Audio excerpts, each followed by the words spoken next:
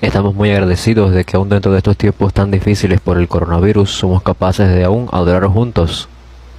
Y verdaderamente siento cuánta gracia se derrama al ser nosotros capaces de adorar juntos, de compartir el mensaje juntos. Los bendigo en el nombre de Jesús, quien es el Cristo, quien puede redimirlos y darle la gracia que está preparada para cada una de sus vidas. Hoy veremos el pasaje que se encuentra en Lucas capítulo 1 del verso 57 al 80, con el título El Hijo viene desde el cielo hacia nosotros. Esto es una profecía que el padre de Juan el Bautista había profetizado. Juan el Bautista bautizó al mismo Jesús y el mismo Juan el Bautista nació de una manera muy peculiar. Si nosotros buscamos Lucas capítulo 1 verso 5, la Biblia nos habla acerca de Zacarías, que era el padre de Juan el Bautista. Lucas capítulo 1 verso 5, hubo en los días de Herodes, rey de Judea, un sacerdote llamado Zacarías, de la clase de Abías. Su mujer era de las hijas de Aarón y se llamaba Elizabeth. Entonces vemos que el padre de Juan el Bautista se llamaba Zacarías y su mamá se llamaba Elizabeth. Lucas también nos dice que esta Elizabeth era parienta de la madre de Jesús, María. Lucas capítulo 1 verso 6 nos dice, ambos eran justos delante de Dios y andaban irreprensibles en todos los mandamientos y ordenanzas del Señor. Estas eran personas tan preciosas delante del Señor, eran llamadas justos delante de los ojos de Dios. Pero había un problema. El verso 7 nos está diciendo, pero no tenían hijo porque Elizabeth era estéril y ambos eran ya de edad avanzada. El ser un sacerdote significa que tú tienes una posición muy alta, pero desafortunadamente este sacerdote no tenía hijos. Y llegó el tiempo en el que Zacarías tenía que ir al templo de Dios a servir. Y él se encontraba solito, sirviendo al Señor. Nadie estaba alrededor de él, solamente él. Y entonces ahí sucede algo, un ángel se le aparece. Y este ángel le comparte unas palabras muy importantes. El verso 13 y el verso hasta el 17 nos comparte acerca de estas palabras del ángel. Pero el ángel le dijo, Zacarías, no temas, porque tu oración ha sido oída, y tu mujer Elizabeth te dará a luz un hijo, y llamará su nombre Juan, y tendrás gozo y alegría, y muchos se regocijarán de su nacimiento, porque será grande delante de Dios, no beberá vino ni sidra, y será lleno del Espíritu Santo, aún desde el vientre de su madre. Y hará que muchos de los hijos de Israel se conviertan al Señor, Dios de ellos. Y aquí se está refiriendo al Señor Jesús Cristo, se está refiriendo como Señor. Decía que él iba a ser lleno del Espíritu Santo, no iba a beber vino ni sidra. Y esto iba a ser así aún desde la barriga. Y él iba a ser capaz de hacer que mucha gente retornara al Señor, retornara a escuchar la palabra del Señor. El verso 17. E irá delante de él con el espíritu y el poder de Elías para hacer volver los corazones de los padres a los hijos y de los rebeldes a la prudencia de los justos, para preparar al Señor un pueblo bien dispuesto. Y brevemente hablando, el ángel le dijo, vas a tener un hijo, le vas a poner por nombre Juan, y lo que Juan va a hacer que él va a preparar el camino para la venida del Mesías, el Señor Jesús. Así que tu hijo va a desempeñar esta gran obra, va a hacer que muchas personas se vuelvan al Señor. Y Zacarías reacciona a estas palabras del ángel de esta manera. En el verso 18, dijo Zacarías al ángel, ¿en qué conoceré esto? Porque yo soy viejo y mi mujer es de edad avanzada. En el verso 20 vemos algo que sucede, y ahora quedarás mudo y no podrás hablar hasta el día en que esto se haga, por cuanto no creíste mis palabras, las cuales se cumplirán a su tiempo. Entonces vemos que Zacarías no fue capaz de creer la palabra que le dio el ángel. Él le pregunta al ángel, ¿cómo va a ser esto posible? Y el ángel le dice, tú vas a quedarte mudo porque no creíste lo que yo te dije. Y después de esto vemos que Elizabeth quedó embarazada y que ella da luz a Juan el Bautista. Y después de su nacimiento, el 8º día, el niño no tenía que ser circuncidado. Y ahí es donde se reunían todos los parientes. Entonces cuando todos estaban reunidos allí, dijeron, bueno, vamos a llamar a este niño Zacarías como su padre. Pero luego se dice, no, hay que llamarlo Juan. Luego todos los parientes dijeron, bueno, ¿y por qué Juan? Porque no hay nadie en toda la familia con ese nombre. Vamos a preguntar al padre a ver cómo lo quiere llamar por fin. Pero Zacarías no podía hablar. Entonces él pidió una tablilla de piedra, y ahí escribe el nombre Juan. Esto lo vemos en el verso 63, Lucas capítulo 1, verso 63. Y pidiendo una tablilla escribió diciendo, Juan es su nombre, y todos se maravillaron. Al momento fue abierta su boca y suelta su lengua, y habló bendiciendo al Señor. En ese momento es que su boca fue abierta. Y lo primero que hizo fue bendecir al Señor, a Dios. Y como él estaba lleno del Espíritu Santo, él comienza a profetizar acerca del niño, y ese es el texto de hoy. Externamente parece que se está hablando acerca de Juan el Bautista, pero internamente hay muchas profecías y hay muchos mensajes acerca de todo esto dentro. Dentro de esta profecía podemos ver el estado de la humanidad hoy. También vemos el mensaje acerca del Cristo que vendría y cómo es que Él va a rescatar a toda la humanidad de su estado actual. Y también por qué la humanidad tiene que ser rescatada en semejante manera. Y también cómo debe de ser la vida de alguien que ha sido salvo. Así que yo pienso que hoy tenemos un mensaje muy importante. Así que hablando externamente, en el verso 67, y Zacarías su padre fue lleno del Espíritu Santo y profetizó diciendo, si vemos desde el verso 68 hasta el 73, bendito el Señor Dios de Israel, que ha visitado y redimido a su pueblo, y nos levantó un poderoso Salvador en la casa de David su siervo, como habló por boca de sus santos profetas que fueron desde el principio, salvación de nuestros enemigos y de la mano de todos los que nos aborrecieron, para hacer misericordia con nuestros padres y acordarse de su santo pacto, del juramento que hizo Abraham nuestro padre. Entonces está diciendo básicamente, este es el tiempo de la salvación. Este es el tiempo en el cual el pacto que fue dado a nuestro padre Abraham va a ser cumplido. Desde la casa de David su siervo nos ha levantado un poderoso Salvador. Nos ha levantado al Cristo. El verso 74 y 75, que, librado de nuestros enemigos sin temor, le serviríamos en santidad y en justicia delante de Él todos nuestros días.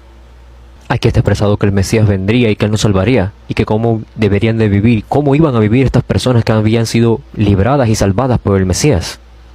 En la parte final del verso 76, porque irás delante de la presencia del Señor para preparar sus caminos. Tú, mi hijo, Juan, tú irás para preparar el camino del Señor.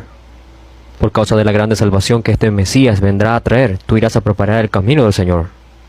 La parte primera del verso 76, y tu niño, profeta del Altísimo, serás llamado, porque irás delante de la presencia del Señor para preparar sus caminos, para dar conocimiento de salvación a su pueblo, para perdón de sus pecados, por la entrañable misericordia de nuestro Dios, con que nos visitó desde lo alto la aurora, para dar luz a los que habitan en tinieblas y en sombra de muerte, para encaminar nuestros pies por camino de paz. Y el niño crecía y se fortalecía en espíritu y estuvo en lugares desiertos hasta el día de su manifestación a Israel. Y yo creo que el mensaje de hoy es muy importante. No sé si es el ataque de Satanás o de su ejército. He preparado este mensaje con mucho esfuerzo. Y lo escribí en un pedacito de papel. Y lo he organizado de una forma que ustedes lo van a ser capaces de transmitirlo muy rápidamente. Pero una vez que me he parado aquí en el púlpito me he dado cuenta de que el pedacito de papel no lo llevaba conmigo. Así que ahora debo hablar guiado por el Espíritu Santo. Y puede hacer que a ustedes les sucedan este tipo de cosas alguna vez. Pero yo compartiré el mensaje de la misma manera. Si ustedes miran la profecía de Zacarías, se percatarán de que hay muchos puntos importantes dentro de toda la profecía. Lo primero que está expresado es el estado actual de la humanidad. El verso 79 dice, para dar luz a los que habitan en tinieblas y en sombra de muerte. Entonces significa que el santo y justo Hijo vendrá sobre ¿quién? A todos los que habitan en tinieblas y en sombra de muerte. La sombra y la muerte significa estar separado de Dios, quien es la luz y la vida. En el verso 77 también dice, para dar perdón de pecados. Y si lo interpretamos un poco más profundamente, significa que todo el mundo está bajo pecado. En el verso 74 dice, librarnos de nuestros enemigos. En otras palabras, toda la humanidad está atrapada dentro de estos esquemas del enemigo. Significa que nuestras vidas están atrapadas por el enemigo, atrapadas por el pecado, y están dentro de las tinieblas y dentro de las sombras de muerte. Pero que el Mesías vendría y nos rescataría de ese enemigo. Él vendría y perdonaría todos nuestros pecados. Y Él iba a obrar con la luz sobre todos aquellos que habitaban en tinieblas y en sombra de muerte. Así que este pasaje muy precisamente nos explica a nosotros el estado de la humanidad y qué iría a hacer el Mesías. Porque sin excepción todos nosotros hemos estado golpeados por estas sombras y esta muerte. Nosotros fuimos desconectados con Dios y estábamos imposibilitados de estar con Dios. Y por causa de las tinieblas ni siquiera nos podíamos percatar bien. Entonces, ¿han podido ver que lo memoricé bien, aunque se me perdió el papel? Entonces todas nuestras vidas estaban atrapadas dentro de estas sombras de muerte. No simplemente ahora estamos atrapados por el enemigo, sino que ahora estamos asemejándonos al enemigo. Y somos pecadores. Y en Juan capítulo 3 vemos las acciones de este tipo de personas que están atrapadas dentro de este estado. Veamos Juan capítulo 3, versos 19 y 20. Y esta es la condenación, que la luz vino al mundo y los hombres amaron más las tinieblas que la luz, porque sus obras eran malas, porque todo aquel que hace lo malo aborrece la luz y no viene a la luz para que sus obras no sean reprendidas. Entonces, ¿qué pasa al ser los principales de los que están oficiando, siendo atrapados por el pecado, por las tinieblas y atrapados por el enemigo? Y también sí, por supuesto, ellos no se percatan de que están dentro de este estado y no se percatan también de lo que significa esto y de lo que están haciendo. Pero en muchas ocasiones ellos sí saben lo que están haciendo, pero no vienen al Señor por temor a que sus acciones sean expuestas. Si vemos Juan 5:40, y no queréis venir a mí para que tengáis vida. Las personas que están atrapadas en este estado de tinieblas, los que se encuentran en este estado de tinieblas, ellos no solamente desconocen a Dios, sino que tampoco están interesados en ir a Dios. Voluntariamente ellos se niegan a ir a donde está Dios. Y aunque esto aplica para las personas que no creen, también aplica para las personas religiosas. Nosotros decimos que estamos en la iglesia y que tratamos de vivir vidas confortables y agradables, pero nosotros no nos presentamos delante de Dios. Las personas se interesan más en recibir respuestas de Dios. Las personas se interesan más en mejorar su vida, pero realmente no están interesados en Dios en sí mismo. Y más específicamente, ellos voluntariamente no se presentan delante de Dios. Esto vemos que no solamente aplica a los no creyentes, sino también a los religiosos de la misma manera. Si ustedes lo miran un poquito más de cerca, se van a percatar de que Dios está vivo. Veamos Romanos capítulo 1. Es algo que la Biblia expresa, así que nosotros no podemos negarlo. Romanos capítulo 1, verso 20. Porque las cosas invisibles de Él, su eterno poder y deidad, se hacen claramente visibles desde la creación del mundo, siendo entendidas por medio de las cosas hechas, de modo que no tienen excusa. El Hijo es aquel quien ilumina a todos los que están bajo las sombras.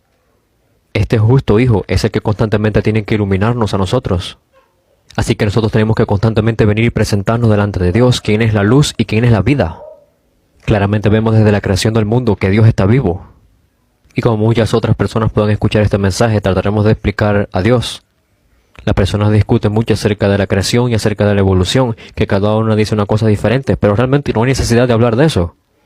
Tenemos que preguntar una pregunta más fundamental. Las personas que discuten acerca del universo y todas estas cosas dicen que el universo en sí mismo es Dios. Y estas personas dicen, bueno, el sol es Dios, el mar es Dios, tú mismo eres Dios, cualquier cosa es Dios.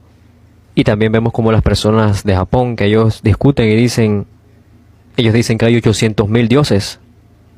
Y dicen también que el universo en sí mismo es Dios. Así que si comenzamos a preguntar, ¿será que el universo es Dios o aquel que creó el universo es Dios? Pero en realidad si les comenzamos a preguntar esto, todas estas preguntas acerca de evolución y de la creación se van a volver irrelevantes. Si les preguntamos, ¿es el universo Dios o no? Entonces realmente estas preguntas no son suficientes. Si se ha descubierto que el universo tiene un principio y tiene un final, entonces en sí mismo el universo no es Dios, sino que es la creación. Hay muchas personas que hacen muchas investigaciones acerca de este tipo de cosas y quisiera decirles dos cosas acerca de esto. Y por favor no se sorprendan de las palabras que voy a usar. Están estas cosas llamadas la teoría del Big Bang. Una de las evidencias que las personas toman en cuenta de la teoría del Big Bang es que el universo ha estado ahí desde el principio. Y las personas que estudian las estrellas, los astrónomos, ellos han encontrado algo. ¿Será que todos estos cuerpos celestiales se están uniendo o más bien se están separando cada vez más distantes el uno del otro? Se están expandiendo, es como la gravedad en la Tierra. Si la gravedad cambia en la Tierra, nosotros no somos capaces de existir. No solamente la gravedad, sino otras fuerzas en el universo existen de una manera tan detallada y tan asombrosa.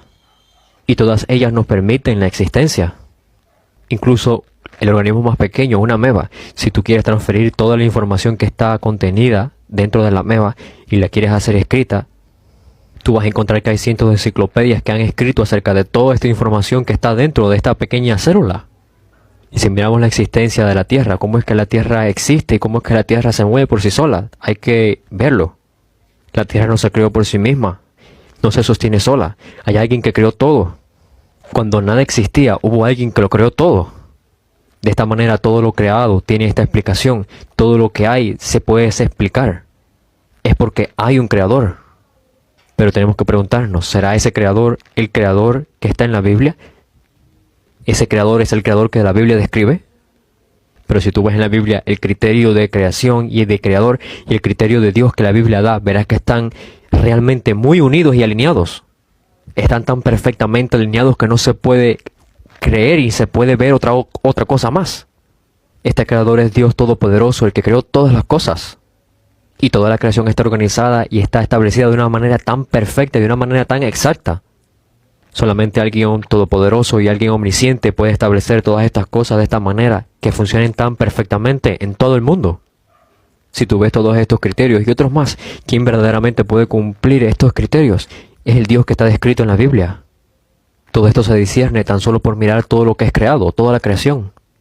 Pero significa entonces que todas estas personas que están en tinieblas, en sombras de muerte, que están bajo el dominio de Satanás, bajo el dominio del pecado, ellos voluntariamente deciden no aproximarse a este Dios que no tienen excusa, a este Dios que lo creó todo. Por favor, no pongan su enfoque en obtener algunas respuestas de Dios, tampoco se enfoquen en mejorar un poquito su estilo de vida. Enfóquense verdaderamente en Dios, en sí mismo. Entonces este Dios que creó todo el universo, ¿cómo es que Él piensa acerca de nosotros? El Dios creador, el arquitecto de todo el universo, ¿cómo piensa Dios acerca de mí? Si vamos a explicarlo solamente algunas pequeñas partes. Él nos creó a la imagen de Dios. Por favor, no escuchen esto como solo una lección moral. ¿Qué significa este hecho? Cuando el creador Dios nos creó con esta cualidad de ser personas portadoras de su imagen. Él nos aprecia a nosotros como personas que portan su imagen. Ese hecho es asombroso, pero después de que el hombre se revela en Génesis capítulo 3, en el momento en que él se revela y cae, Dios le da el camino para la salvación. Dios ha hecho tantas obras desde el principio. Desde el inicio de la creación ha hecho tantas obras hasta el punto que llega a la cruz para salvar al hombre. Y en esa cruz Él expresa todo lo que Él piensa acerca de nosotros. Si vemos en Romanos capítulo 5, verso 8, mas Dios muestra su amor para con nosotros, en que siendo aún pecadores, Cristo murió por nosotros. La Biblia claramente habla, mientras tú aún sigues siendo pecador, cuando tú aún permaneces enemistado, cuando aún permanecemos débiles, en debilidades, Él no discutió nada con nosotros. Dios simplemente mató a su Hijo. Dios simplemente envió a su Hijo para salvarnos y lo mató. Y fue en la cruz. A través de la cruz se revela el amor de Dios. La cruz de Jesús muestra cuánto Dios nos ama a nosotros. Esto es lo que la Biblia nos dice. Por favor, no sean engañados por los estándares del mundo. Nosotros estábamos viviendo toda nuestra vida bajo esta naturaleza que Satanás creó ahora. Por eso es que nosotros vivimos de acuerdo a este mundo. Y nosotros tratamos de encontrarnos a nosotros mismos viviendo por este mundo. Siempre estamos bajo el pecado. Siempre nos estamos comparando. Y por todo esto siempre es que experimentamos mucho dolor. Y cuando parece que nuestra vida va a mejorar un poquito, comienza de nuevo todo. Erramos, fallamos. Y simplemente ¿qué hacemos? Tratamos de recomenzar de nuevo y hacerlo todo de nuevo, un poquitico mejor. Esta naturaleza que Satanás trajo ha sido muy exitosa hasta ahora. Y constantemente nos estamos cayendo porque estamos dentro de este estado, estamos dentro de esta naturaleza. No hemos recibido el amor, no hemos sido verdaderamente amados. El amor de los hombres es muy egoísta. Y pudiéramos decir que nosotros entendemos un poquitico acerca del amor a través del amor paternal, pero aún ese amor es limitado. Y es un amor que al final es carente. Hemos experimentado el amor de nadie que nos ha amado tanto, que ha muerto por nosotros. Eso es que Dios continuamente nos muestra y nos demuestra su amor por nosotros. Y constantemente nos recuerda eso. Pero nosotros pensamos que no es verdad. Pensamos que eso no podría ser verdad. Y por eso es que en nuestros corazones profundamente rechazamos el amor de Dios. A nosotros simplemente nos interesa un poco de dinero, unos pocos billetes. Y entonces cuando se viene a hablar de este grande y profundo amor de Dios, nosotros profundamente lo rechazamos en nuestros corazones y encontramos otras cosas mejores alrededor. Si ustedes recuerdan, este hombre que había estado paralizado en el estanque de Bethesda, había tenido allí casi más de 30 años allí. Aunque Dios mismo, el Cristo mismo, Dios, estaba allí para servirle, él no lo podía reconocer. Cuando el agua se mueve, alguien desciende antes que yo, así que por favor, yo quiero descender al agua. ¿Cuán tonto es eso? Ayúdame, Señor, a meterme en el agua. ¿Cuán tonto es? Pero ese no es nuestro estándar ahora mismo. Ese es el estándar que tenemos. Lo que nosotros necesitamos no es algo físico. Tenemos que preguntarnos, ¿verdaderamente el amor de Dios es real? ¿El amor de Dios es una verdad para mí? ¿Verdaderamente yo soy el objetivo del amor de Dios, de este amor de Dios tan grande? Verdaderamente yo soy este objetivo del amor de Dios que tiene la magnitud tal, la dimensión tal de que Dios mandó a su Hijo a morir por mí. Cuando este amor de Dios tan fuerte verdaderamente se vuelve una verdad para nosotros y verdaderamente nosotros lo clavamos en nuestro corazón, entonces nosotros comenzamos a abandonar todas las barreras, todo lo que bloqueaba este amor. Y entonces tratamos de presentarnos delante de Dios y delante de este grande amor. Y vemos que toda la creación y toda la Biblia declaran que esto es verdad. Nosotros estábamos bajo todas las tinieblas, estábamos dominados por el pecado y por Satanás. Por eso es que cuando este gran amor, gran mensaje de amor viene a nosotros tratamos de rechazarlo. Pero verdaderamente espero que hoy ustedes en el nombre de Jesús, quien es el Cristo, sean bendecidos por este mensaje. Y que verdaderamente puedan rechazar todas estas religiosidades, todas estas afiliaciones con la religión. Y que verdaderamente abran sus corazones a este mensaje que Dios nos da. Las personas afuera necesitan esto, pero también nosotros lo necesitamos. El justo Hijo de Dios y Santo que venga sobre nuestras vidas. El justo Hijo de Dios tiene que venir a nosotros y entonces Él va a quitar toda la tiniebla, toda la muerte, todo esto que hay en nosotros. Si este Hijo justo de Dios viene a nosotros, seremos libres del pecado y de la muerte. Seremos libres de las manos del enemigo y tendremos perdón de todo el pecado. Y para aquellos que verdaderamente han experimentado esto, verdaderamente espero que puedan entrar más profundamente dentro. La religión no es nada. La religión es solamente estar caído. Es estar caído tan grandemente por tu propia vida y tus propias acciones que no eres capaz de presentarte delante de Dios. La religión es estar atado tan grandemente que no puedes presentarte delante de Dios. Estás atado por tantas informaciones, estás atado por todo este academicismo. Lo que necesitamos no es esa religión. Lo que necesitamos es el justo Hijo de Dios que venga sobre nuestras vidas. Y porque Dios lo permite como el sol resplandeciente sobre nosotros desde el cielo. Veamos el verso 78, Lucas capítulo 1. Verso 75. En santidad y en justicia delante de Él todos nuestros días. Esta es la razón de la salvación y también explica la manera en que nosotros deberíamos de vivir. Todos los días debemos de presentarnos delante de Él. Vivir delante de Él. Vivir delante del Señor todos los días. Y todos nosotros juntos le servimos cuando nos presentamos delante de Él. Dios nos dice esto para que nosotros plenamente seamos capaces de vivir para Dios. Dios nos dice eso para que verdaderamente nos podamos presentar delante de Él en cada día, en cada momento. Pero el presentarnos delante del Señor parece una gran carga para nosotros. Es algo que parece ser no coherente con nuestro estilo de vida. Pero verdaderamente el hecho de que podamos presentarnos delante de Él es una bendición. Y es el camino para una felicidad muy grande. Es la forma en que podamos tener una gran felicidad. Verdaderamente me gustaría para todos nosotros que dejáramos rápidamente toda la religiosidad, toda esta tiniebla, y que verdaderamente nos presentemos delante del Señor. Para que cuando verdaderamente nos presentemos delante de Él, estemos sin temor, estemos en santidad y estemos en justicia delante de Él. Podemos decir que la santidad es la vida que tú vives delante de Dios y la justicia es la vida que vives delante de la gente. Entonces, para presentarnos todos los días, todo el tiempo, siempre delante de Dios en santidad, esa es la razón por la cual fuimos salvos. Así que no te comprometas con nada, con Satanás, en ninguna clase de rol, en nada. Por favor, echen las excusas estas de este tipo. O si tú necesitas sobrevivir, es necesario hacer esta otra cosa o hacer esto. Para sobrevivir hay que hacer esto, para sobrevivir hay que hacer esto otro. Verdaderamente espero que delante de Dios, quien es justo, podamos vivir una vida en santidad. Podamos presentarnos delante de Él en santidad y una vida en justicia. Y Dios, quien es tan grande, está muy agradado de ver nuestras vidas así. Déjeme expresarlo también de esta manera. Incluso aunque viviéramos 100 vidas, aunque tuviéramos 100 vidas para gastar y para vivir, lo correcto sería vivir cada una de estas 100 vidas de esta manera. Y también frente al mundo, delante del mundo, vivir en justicia. Estamos viviendo dentro de esta justicia que es seguir al Cristo frente al mundo. Porque es el tiempo de presentarnos delante del Señor para que en santidad y justicia, sin temor, le sirvamos al Señor. La razón por la que Dios nos salvó, el propósito de la salvación, es para que le sirvamos sin temor. Él no nos abandonará, así que no teman. Nuestro Dios sostiene nuestro pasado, nuestro presente, nuestro futuro. No teman. Nuestra vida está escondida en Cristo, dentro de Dios, así que no teman. Dios está con nosotros. Así que no teman. Si tú sufres de ataques de pánico o de depresión, no temas. Dios está vivo y el objetivo de su grande amor somos nosotros. Por eso es que Él ordena que le sirvamos sin temor, porque Él nos ha salvado.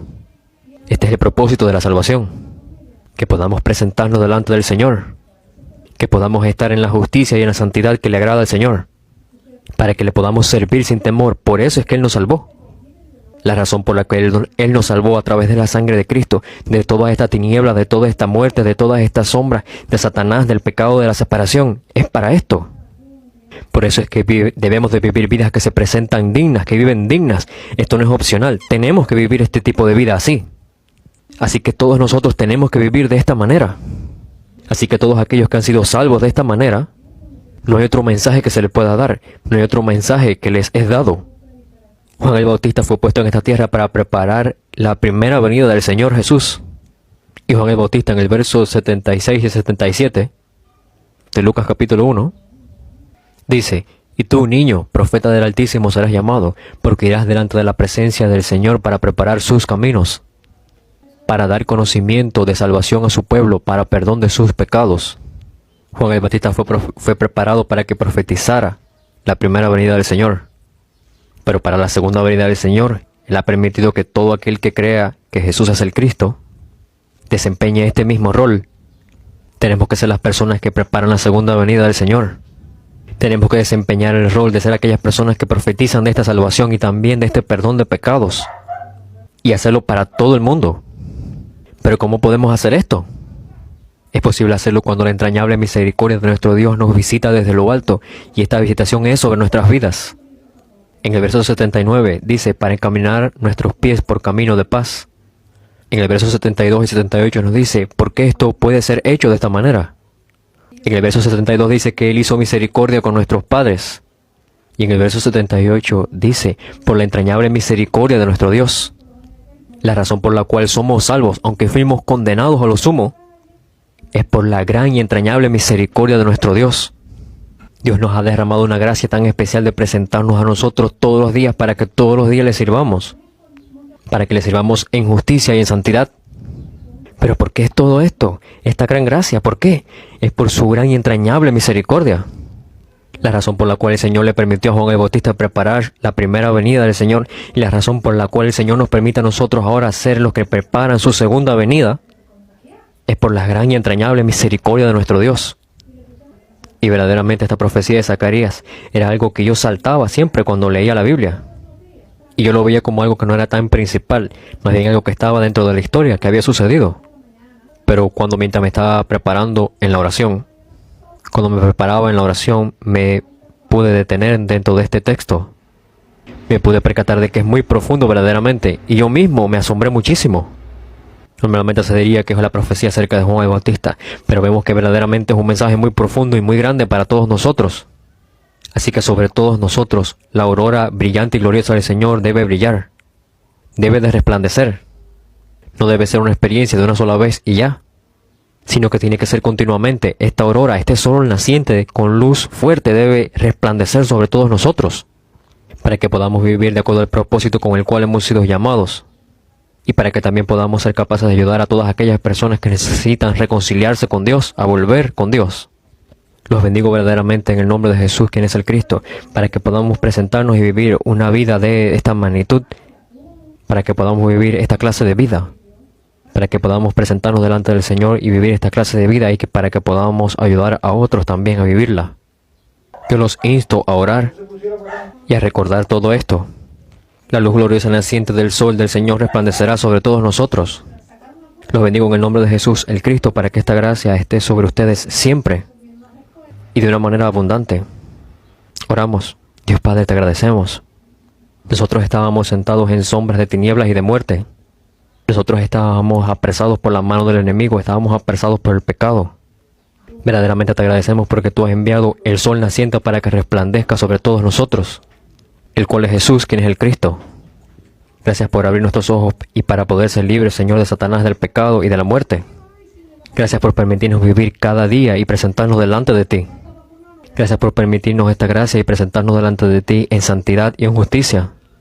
Gracias por prepararnos y levantarnos para preparar la segunda venida del Señor y entregar el Evangelio a todos aquellos, a todas aquellas personas.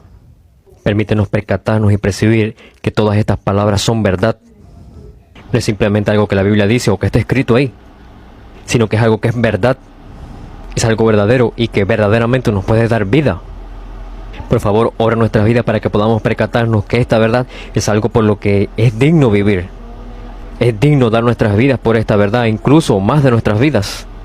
Que toda la religiosidad y la religión en nuestras vidas verdaderamente sea puesta fuera, sea echada fuera. Por favor, obra abundantemente con el Evangelio para que verdaderamente podamos servirte. Hemos orado en el nombre del Señor Jesús, el Cristo.